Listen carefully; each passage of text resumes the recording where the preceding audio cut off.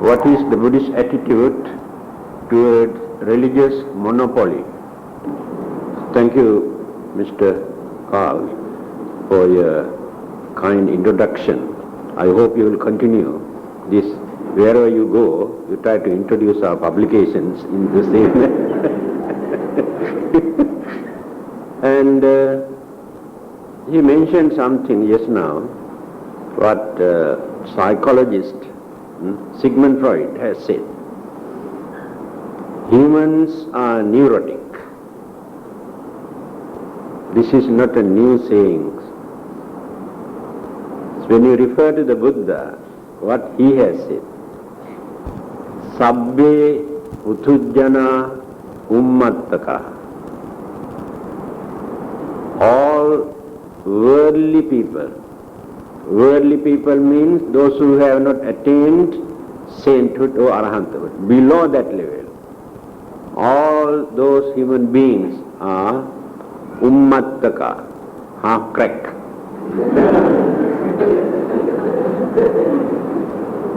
Can you say no? Because we do not know the nature of our madness. We have different kinds of madnesses for different purpose. Our attitude, our way of thinking, our habits, our character, neurotic cases. Now you can understand why Westerners always appreciate the Buddha's teaching. The more they discover, the more they come nearer to the Buddha and come and prove what the Buddha has said is true. And he said, unfortunately, he had no idea about ghosts. I think there are no ghosts in Australia. If you stay here for a few weeks, I think you will come across a lot of ghosts here in this country. Here there are so many, Almost every day people come and complain to us how ghosts came and disturbed them. So far nobody disturbed you, I hope.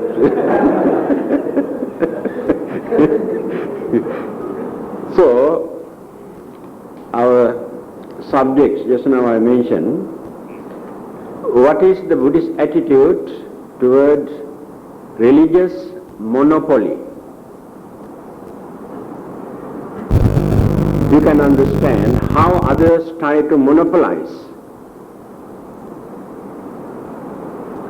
religion and how they try to introduce and convert the followers of other religions into their religion, saying that unless and until we accept their religion, we have no chance to find out our salvation. That is called religious monopoly. Other religionists have no chance. And before they started this campaign, few thousand years ago, there were many other religions also in this world. Especially Semitic religions, Judo-Christianity. Their mentality is entirely different from Asiatic religious views. Semitic religions always maintain that they must convert others into their religion. That is called religious monopoly. But Asian religions originated in India, China and other countries never maintained these attitudes. They never preached that their religion is the only religion. People must give up all the other existing religions and come and embrace this. That is why Buddhists and Hindus are not very active in propagating their religion, because they don't maintain such mentality. They also believe that the followers of other religions also can find out their salvation. But others cannot maintain that attitude. Not only that, they have monopolized not only religion, the whole world, the whole universe, everything that which exists in this universe belong to them, created by their Father. Sun and the moons and galaxies and space. A space also created by. Can you imagine what is space? Because Albert Einstein explained the nature of a space and time. In reality, no one can find out space or time. This is our measurement for our convenience sake. For our benefit, we have given this interpretation or these names. But according to them, a space and time also created by them. So heavens and hells and the human world, animals and all the other living beings also created by them. But I really cannot understand why God created mosquitoes. For what purpose? Anyway, when you refer to the Buddha, you can understand the Buddha's attitude, because there were so many religions in India at that time. And he associated, worked together and pointed out their weaknesses and appreciated and accepted many things which he realized or where he could understand the truth. Take few examples. Karma, Dharma and Nirvana, Moksha, rebirth, Devaloka, Brahmaloka, Apaya, that means heaven and hell. All these beliefs were there at that time. The Buddha also accepted, but he has given very rational, meaningful interpretation which other religions could not give earlier. That is how another religion come into existence in the name of Buddhism. The way how they have explained the karma, the way how they have explained the nature of Devaloka or heaven or hell, and the way how they have explained the word moksha or nirvana, and the way how they have explained the nature of heaven and Brahma world, he accepted, but given very meaningful rational interpretation. Then he has never shown hostility, any discrimination, never condemned, and never advised his followers not to support them, not to respect them. So when you refer to various discourses or the sutras, you can see Yo brahmanang va samanang va anyang vapi vanibbakam musavadena vancheti tang parabhavato mukham. Parabhava Sutta. What he has said. If anybody insult, humiliate, disturb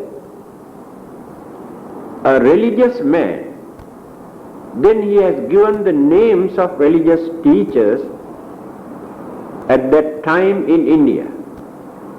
There he did not mention only Buddhist monks or the Buddhas or Arahanta.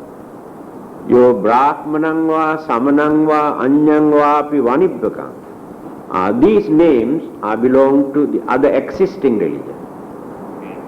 So the Buddha's advice is, it is very bad for you to insult, accuse, humiliate a religious man, irrespective of their religion. Again, in the same Paritta chanting book, Yo Brahmanang va Samanang va Bhatta kale upattite Rocheti vacha nacha deti Tanjanya vasalo iti. If any religious man, whether he is a Brahmin or Sramana or any ascetic, belong to any kind of religious labor, if that religious man approach you, visit you during your lunch time or makan time, without offering something to that religious man, if you scold that man, chase him away, he said, that attitude is very mean, very low caste. This is the attitude of low caste people. Again, when you read Mangala Sutta, Pujacha Pujaniyanam Etang Mangalamuttama. Respect those who are worthy of respect. There are many respectable people, religious people in various other religions, even those who have no religions also. If you think they are respectable people, the Buddha's advice is respect those who are worthy of respect. Then where can you find the discrimination? Again he says in another sutra, Pujako labhate pujan, vandako pativanda. Only those who respect others beget respect. If you do not respect others, others also never respect you. Don't expect salutation or respect from others without respecting them. Respect does not mean some sort of gestures or some indications like this. There are various ways for us to pay respect. Again, when you refer to Kalama Sutta, the advice, 10 kinds of advices given by him to young people, how to choose a proper religion. When there are so many religions, people cannot understand which religion is correct. Then he has given guidelines, 10 guidelines to consider. Then you can understand which is the correct religion. And there he says, if you accept a religion thinking the founder of this religion is a great man, he can perform miracles and well known, well educated, is very popular, therefore we must accept his teaching. The Buddha says no, that should not be the attitude. You also must try to understand what he preached, what is his mission. So don't depend on person to accept a religion. This he has mentioned very clearly in another discourse. He said, you should not accept my teaching, thinking the Buddha was born in a royal family, he's a great man,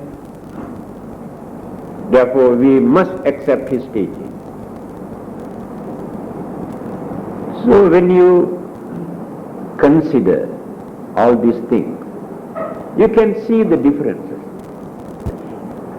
Can you find out such similar sayings in other religions, where they have given that freedom to their followers? They always talk ill of other religions and try to blindfold their followers, keep them in the dark forever.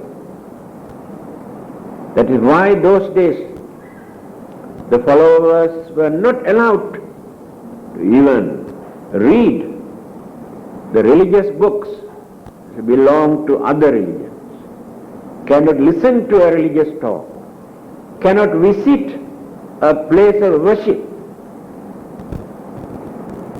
cannot support. Another incident, a well-known personality in India, very rich man, the follower of another religion, having heard the Buddha's teaching is very reasonable, so one day he approached the Buddha. His name is Upali. He came and told him, I heard that many people are appreciating, praising your religious way of life. Therefore I also decided to give up my form of faith and to accept Buddhism, or to become one of your followers. Then what did the Buddha say? He said, that is not the way for a man to change his religion. Did you hear my teaching? Do you know what I preach? He said, no. Not knowing what I preach, not knowing my religious way of life, just because others say my teaching is good, you have decided to change, give up your religion and accept this. I don't encourage. First you have to study, think, find out whether you can practice this religious way of life. See the way the Buddha has advised a man who wanted to embrace Buddhism. Then what did he say? He said, it seems it is not necessary for me to learn very much. This advice is more than enough to understand the nature of your teaching. Because I know this very well. If I have approached another religious teacher in this country, they embrace me at once and announce, such a great man, such a rich man gave up his religion and accepted our religion. Instead, you advise me to wait and study and think and consider and so many things. Nothing to consider. I considered everything. I want to become a Buddhist. All right? There's no objection. He became a Buddhist. No conversion. There is nothing to baptize. Because we don't believe there is original sin. There is nothing to baptize. He became a Buddhist. Then he asked another question that is more important. He said, I am a rich man. I have been supporting so many priests who belong to my former faith. But after becoming a Buddhist, can I support those monks? Then the Buddha said, there is no reason whatsoever for you to stop. You can support anybody in this world. It is a meritorious deed. You can support, you can feed animals. It is a meritorious deed. So when you study such incidents that have taken place 45 years during the Buddha's lifetime, you can understand the Buddha's attitude. Such a liberal, rational, reasonable, meaningful, practical religion. So never try to monopolize anything. Never try to monopolize the world and the sun and the moons and galaxies and heaven and hell also. So according to him, heaven is not a private property or limited company of one particular religion. There is no one particular religion which has taken the whole insurance policy, send people to heaven to receive the certificate.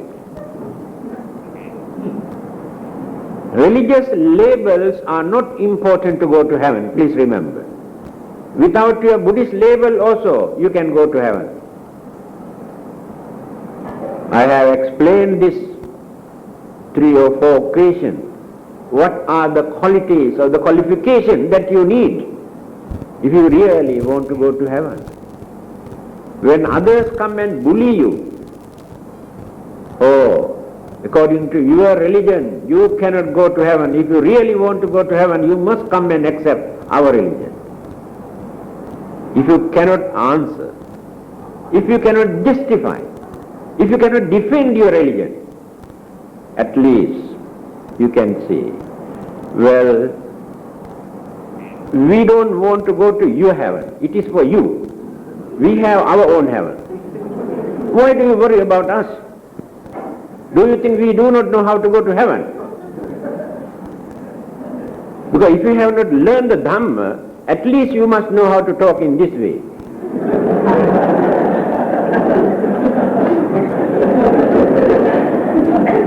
Because you always surrender. If not, come and tell me. You know, some people come and told me like this, actually what will happen to you? What is your fate after your death? I don't know what to say. Sometimes I get angry also. I have been shouting here for the last 25 years. Still you come and tell me, I don't know what to say. Actually they come and tell me, what will happen to me after my death? That means you have no confidence. First thing, you must have that confidence.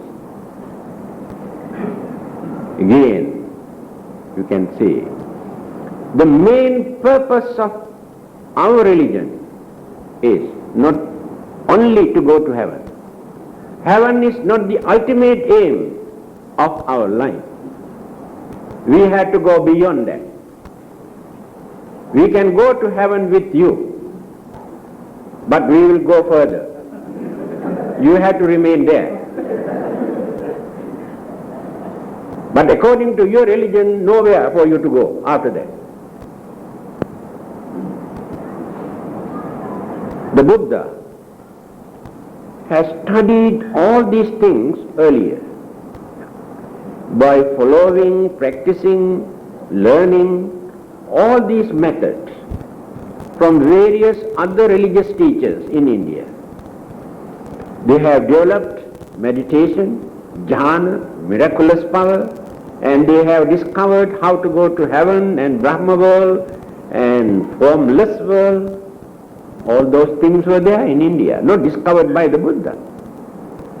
He has developed up to that level.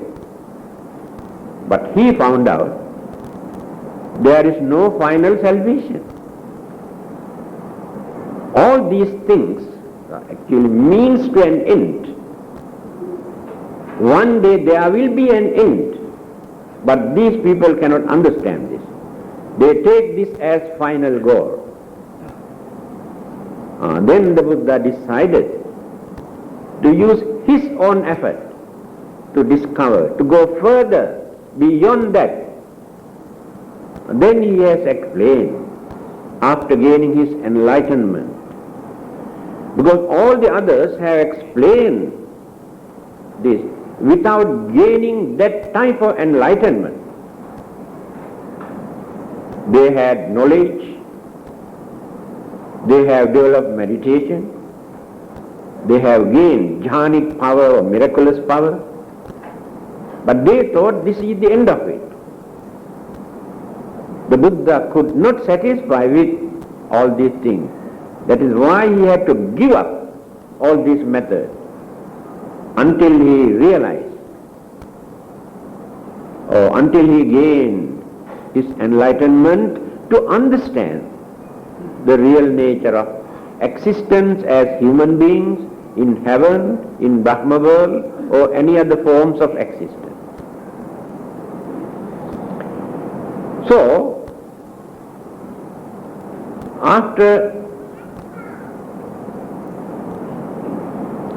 preaching, associating, working with all the other religious teachers without showing any hostility, but whenever it is necessary, he has pointed out their weaknesses,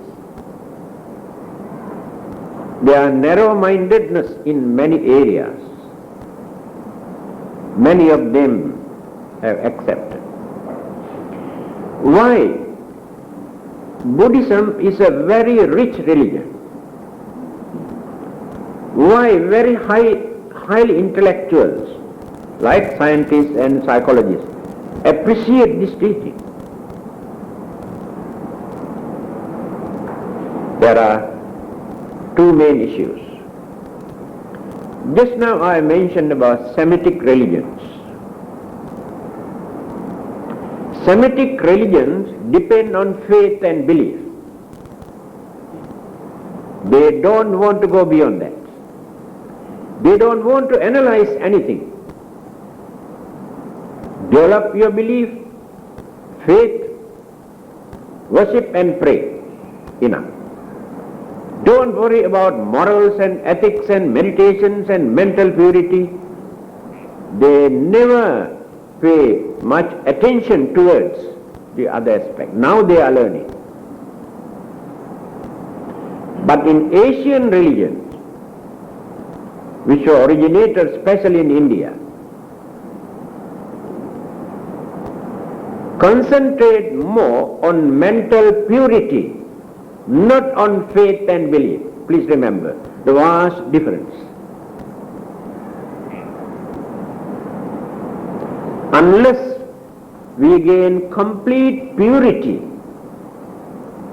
in our mind, whatever we believe and whatever we practice as prayers, worshippers, offerings, there is no final salvation through this method.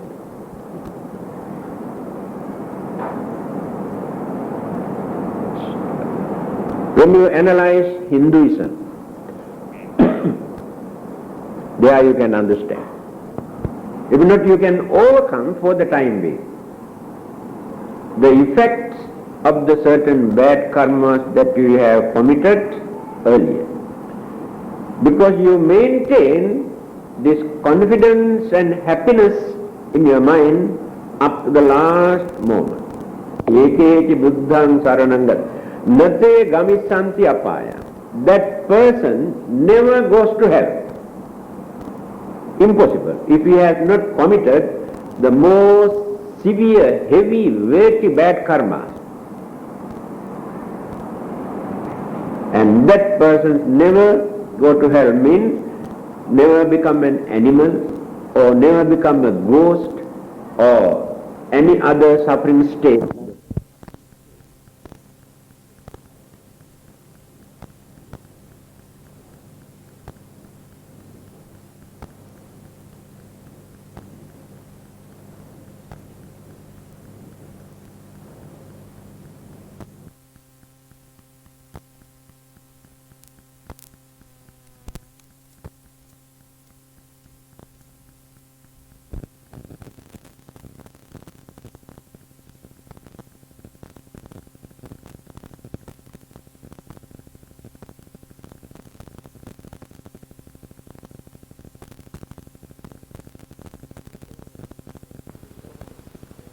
Soul was created by their God, Brahma.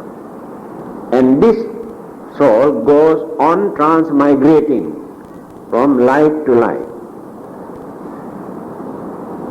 Reincarnation, transmigrations. So the Creator was watching how these people use this soul. The more they pollute it, the more they remain in this cycle of birth and death, and the more they suffer. On the other hand, when they started to purify this soul through meditations and various vows and practices and rites and rituals, and there are so many things to purify their soul according to Hinduism. When it is completely purified, purification is important in Hinduism also. Not only mere belief. When it is completely purified, the God again take back union with Brahma, the Creator, to be with Lord, others say. To be with Lord, you must have only faith, that's all. No purity there. According to Hindu, it is impossible even to be with Brahma also without purity. Then the Buddha has gone even beyond that. Then when you read Satipatthana Sutta, there you can see Ekayano bhikkhave ayam maggo. Ekayano and bhikkhave maggo. Eka yan, eka ayana. Eka ayana. Only one method. There is only one method. For what? To go to heaven? No. To go to Brahma world? No. To have better rebirth? No. These are the Ekayano and Bhikkhave Maggo, one path. Only one path. No, there are no so many paths. The other day I told you, when people talk about various religions, they say so many rivers. When the water flow into the sea, before that people give different names for these rivers. Klang river, Pahang river, Ring river. But when this water reach the sea, all those original names disappear. Become sea water and one taste. So what they say, although we give different names to introduce God, God is one. So whatever path, whatever method we adopt, in the end we reach, we meet the same God. God is one. No differences, discriminations after reaching there, just like the sea water. Yes, many people say it is true. But from the Buddhist point of view, it is wrong. Can you remember how I explained why it is wrong? Because reaching the sea is not the end of it. The same water again come back. Drop into the same river, again goes back to the same sea. That is what Buddha has pointed. Others could not find out this. They thought that is the end of it.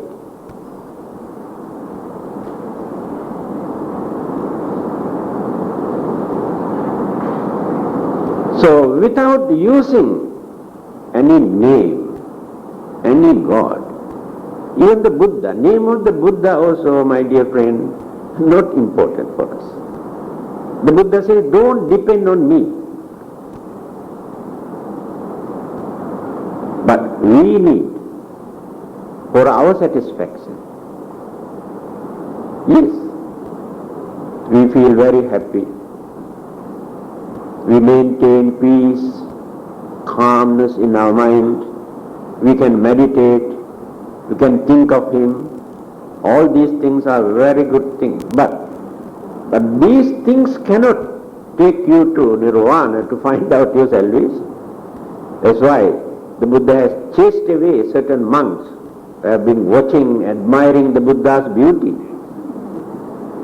He said, what do you gain by admiring my beauty? No purity in your mind. You satisfy your emotion.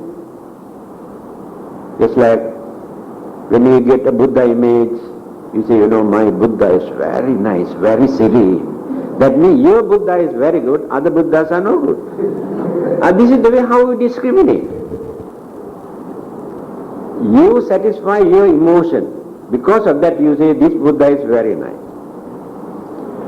By considering this very carefully, the Buddha did not allow people to erect any image. And I respect Muslims and Jews and Sikh, those three religions. They say we don't want any image. We can do very well without image.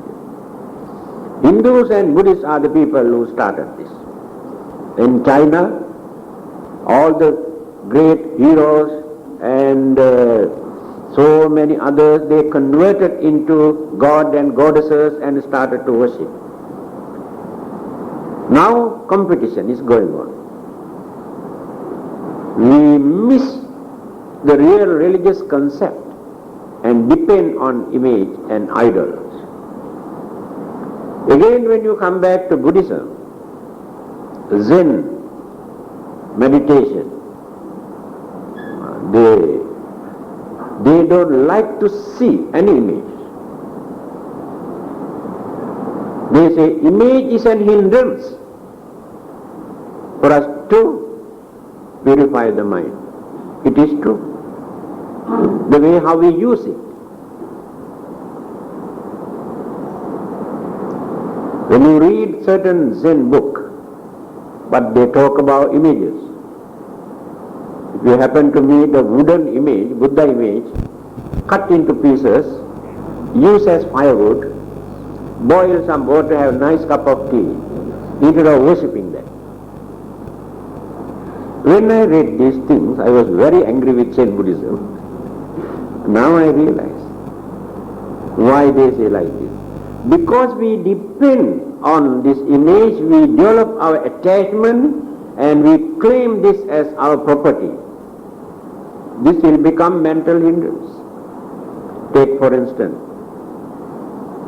if anybody brings huge gold image to this country and announce and advertise in the newspaper, thousands and thousands, millions of people go there to worship because it is gold. People are crazy for gold, not the Buddha. You can understand? People spend thousands of dollars to go and see Buddhas, this Buddha, diamond Buddhas, emerald Buddhas and all sorts of Buddhas. Do you think they get more merit simply by worshipping those valuable gems and stones? I think they get less. Because they are crazy for the property, the value of the stone. This is the weakness. And nobody wants to worship a stone Buddha and wooden Buddha because no value. The Buddha has given all these warnings earlier. You know, our mind is such. We need something to satisfy our craving, our desire, our anxiety. For that, we go on erecting all sort of images and worshipping and offerings and worshipping and offerings. Throughout our life, we are doing this. But we have forgotten what the Buddha has taught. But at the same time, by taking an image, keeping in front of you, paying respect, you can divert your mind to concentrate all the good qualities and the virtues and sacredness and holiness and wisdom and enlightenment of the Buddha. Then you also gain inspiration, encouragement to be like him. That is the correct method. This is called Buddhanusati Bhavana. In our meditation, he has prescribed 40 methods, objects. So one of them is Buddha. Take the Buddha as an object for your meditation. And then concentrate. Then you can arrest your mind. You can concentrate easily. Then you can calm your tension and all sort of evil forces in your mind. Go on developing and developing and developing. Take only as an object for your meditation. You can pay respect, so much the better. You can bow down, then you become very humble. Then reduce your pride and stubbornness, also reduce. The more you respect, the more you reduce your stubbornness and pride. But that is not enough. So now, I had to mention this to show the difference. Semitic religions always encourage people to develop faith, belief, that's all. That is why they come and tell you, believe in our God, He is in heaven. That is enough for you. Pray. He will look after you. He will attend to you. Buddhism says, you have to do a lot of meritorious deeds. You have to observe so many precepts. You have to meditate. You have to give dana. Again, after your death, rebirth can take place either as human beings or animals or ghost or spirit or this or that. Why do you want to suffer like this? If you follow Buddhism, you have to go round and round and round, so many rounds. If you accept this religion, only one shot. Then you believe it. How nice. Because they have ready-made rocket, directly go to heaven. And you do not know what this heaven is actually. When people talk about heaven, you go mad. You don't know what it is, where it is. Again, when you analyze the Buddha's teaching, how he has explained the nature of heaven, wherever, either as humans or devas or brahmas or any other kind of living being, where we spend very peaceful, happy, contented life. That is heaven. So there is no such ready-made place, there is no such created place as heaven. This is the Buddha's teaching, directly. And hell also the same. They come and threaten us. If you do not follow this, you have no chance to escape from hell. God has created hell for those who have not accepted this religion. Do you like to go and suffer there, or you like to go and enjoy your life in heaven? Oh sure, we like to go to heaven. Then accept this thing. Threaten us. So Buddhists never adopt this attitude, because we also maintain the followers of any religion, even without any religious label, if they know how to lead a respectable, noble, harmless life, that is more than enough for them to experience heavenly bliss. So religious label cannot do anything for that. That is why we don't want to convert, we don't want to drag others into our religion. They use their authority, their political power, and lot of money throwing like sand to introduce their religion. But we have no political power, we have no authority, we have no money to throw away like this to introduce religion, but still Buddhism also exists. But still there are people who can understand the truth. So why this competition? Why this unhealthy competition? Is it not for their power? Do you think that they do not use religion only as a weapon to gain something? They come and promise you that they want to send you to heaven, but you do not know what they try to take from you. Otherwise, why should they take so much of trouble and pain to come and convert? For what purpose? Do you think they are so kind-hearted, they don't like to see that you suffer, purposely come to save you? They are very kind. Do you think there are such kind people in this world today? You do not know the nature of human mentality. Without any ulterior motive, people never handle anything today. Remember this. Whether it is religion or politics or anything, there must be some sort of ulterior motive, personal benefit. So we don't want to use religion, the name of our religion, for our personal gain.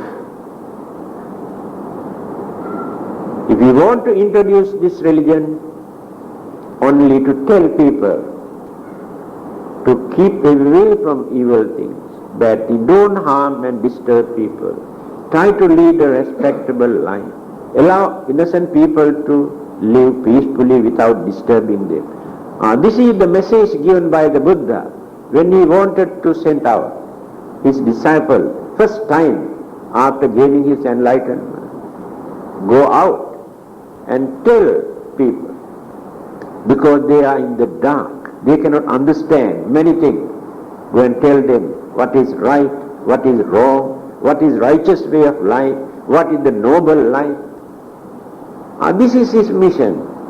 He never said, you must go and tell, this is the only religion. Ask people to come and embrace this religion. Such words you cannot find in the Buddha's teaching. But others have written such words in their holy book. Go out, convert those sinners, otherwise curse them.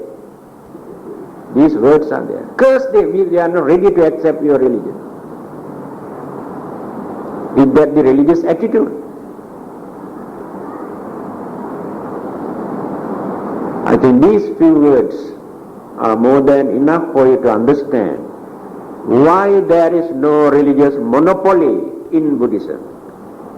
Why Buddhists do not try to convert others into Buddhism because of this. Because we can respect all the other religions. We can allow them to practice their own religion without disturbing them. So we also appeal them not to come and disturb us, because we can satisfy with our religion.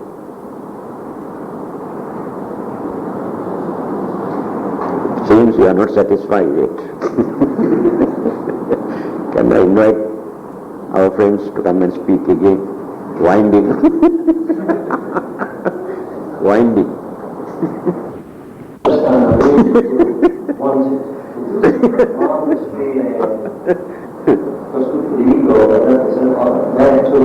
Anyway, listening to Dhammananda, I was thinking how in Australia we, as I said before, many know temples and plastic viharas and other great things you supposed to have here. We are in a rather poverty-stricken situation, having only the Buddha Dhamma. And of course, I'm just joking on what I'm reading is that we are perhaps richer than others are, listening to the Dhamma tonight, having just to concentrate on the Dhamma, because we don't have so many Buddha around and other things. Perhaps that is a fortunate situation, because the whole of the meaning of being a Buddhist is, in my opinion, trying to understand Dhamma and put it into practice. Use it for all day long, experiment with it even. You soon will find out the results of your experimentation, whether you have done the right thing or not, whether there are feelings of satisfaction to you accomplish or peace of mind and lightheartedness. That means that we have obviously been using our minds in a proper way. As soon as there are feelings of ill ease and slight resentment and restlessness, then we should ask ourselves, why do I feel like that? Perhaps I have experimented in the wrong way. Now, I believe that in the days of Ashoka, Buddhism was sometimes called the religion of analysis. And that name alone appeals to the European. The European people have, due to circumstances, not for any other reason, through circumstances after 2,000 years of a particular dominating religion, they have of necessity become very analytic, because they don't want to fall in the same trap for the second time, you see. So before anything is offered to us, or before we discover a new religion, we are inclined to have a very good look at it and analyze the whole thing. And we are fascinated by the Dhamma because it not only always comes out so absolutely perfect, but also that invites or actually asks us to analyze in our own mind, not just accept what is written down or what is being said, but study and ponder and analyze and test the teaching as we first see it as a theory to our daily lives, to the situations in our life. And only then can we find out whether it is indeed correct what the Buddha said, and most of the time we will find that it is so. This, again, is so clearly said by the Buddha in the Kalama Sutta, where he asks people, he tells them that when they get exposed to so many different views, that it is normal and good to develop a certain amount of doubt in one's mind.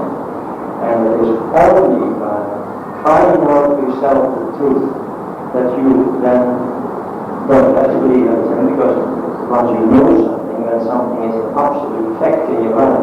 Believe, of course, is no longer necessary. The truth itself is right in you. This sort of thing is, for everybody, I think, very important to consider, to remember, because religion as a religion is, of course, unique. Unique in the sense that it is not just a system of worship and rituals, but on the other hand, indulging in worship and rituals is certainly not harmful if you realize that in itself they can help you. But what can help you is ponder on the Dhamma and analyze it and test it to your daily situation. And when you then feel the benefit of it, of a particular way of life you're leading according to this, what I like to always call psychology, then that strengthens yourself. You have something actually in your hands to say, here is the benefit of it. And it also helps us in helping others who are mixed up or depressed or whatever, and they ask you for help because you might be their friends or relations, and that you can also help those people the same gift, the marvelous gift of the Dhamma. I think that is what I felt tonight, and Bhante also reversed. Therefore, this monopoly is not there. This that uniqueness, that universality that applies to everybody. Never mind what other religion a person may have, he is still the same as we are. Our minds are all working the same way. So this teaching applies to every person, because the Buddha had experienced the whole thing himself before he came to this insight and went to teach people around. So he taught simply about human experiences, and that, of course, is the great value of the Dhamma. And I think that now the time of 9:30 is almost there, and as I have already said far too much here, I wish you much happiness with the Buddha Dhamma. Good night.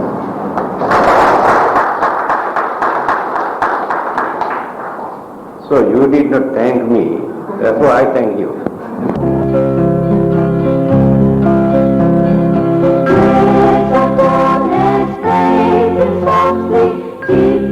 Through the moonlit night, breathe the flowers and incense smoking, love the birds of purple light.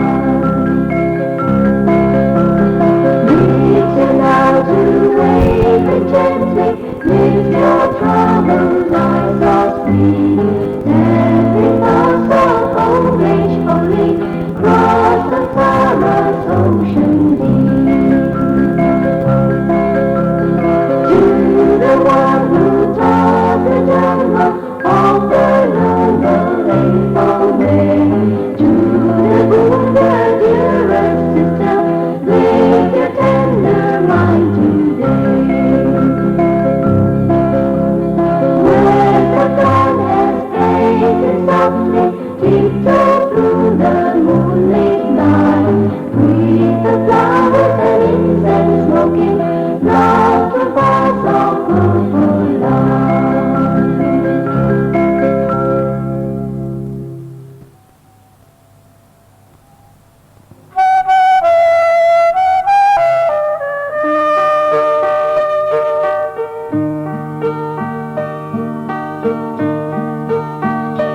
We shall all overcome, we shall all overcome, we shall all overcome the greed in us. We shall all overcome, we shall all overcome, we shall all overcome the hate in us. We shall conquer illusion and find the liberty that it leads us through the troubled sea. We shall go beyond the shore, be peaceful forevermore, 'cause we cry and sigh